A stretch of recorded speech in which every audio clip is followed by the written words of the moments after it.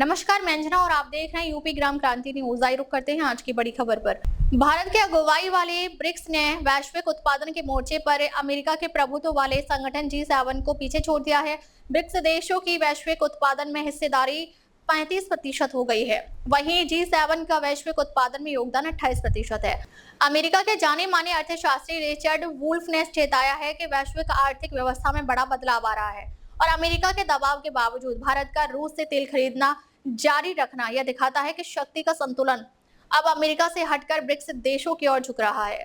America की tariff नीति BRICS को मजबूत और एकजुट बना रही है। वुल्फ ने एक पॉडकास्ट में कहा कि चीन ने यूएस ट्रेजरी बॉन्ड में हिस्सेदारी घटा दी है क्योंकि अमेरिका का कुल कर्ज 36 लाख करोड़ डॉलर हो गया है।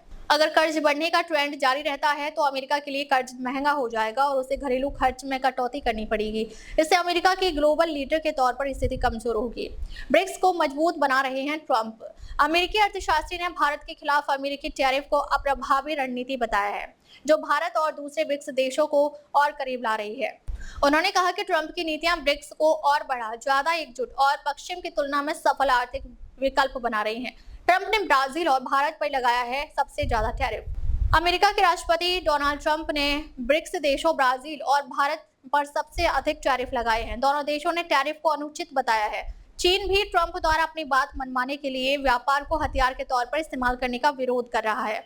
उधर रूस भी अमेरिका और पश्चिमी देशों की दूसरे देशों पर दबाव बनाने की नीतियों की आलोचना कर रहा है। यह चारों देश ब्रिक्स के संस्थापक सदस्य हैं। ट्रंप की नीतियों से वैश्विक परिदृश्य अनिश्चित हो गया है। ऐसे में ब्रिक्स देश आपसी सहयोग और मजबूत कर सकते हैं।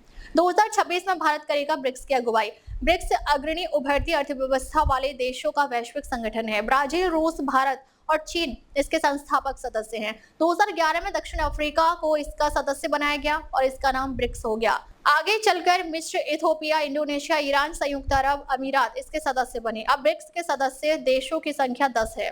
2026 में ब्रिक्स की अध्यक्षता भारत करेगा। अब तक के लिए बस इतना ही। फिर मिलते हैं एक ऐसी ही बड़ी खबर के साथ। अब तक के लिए नमस्कार और देखते रहिए यूपी ग्राम क्रांति न्यूज।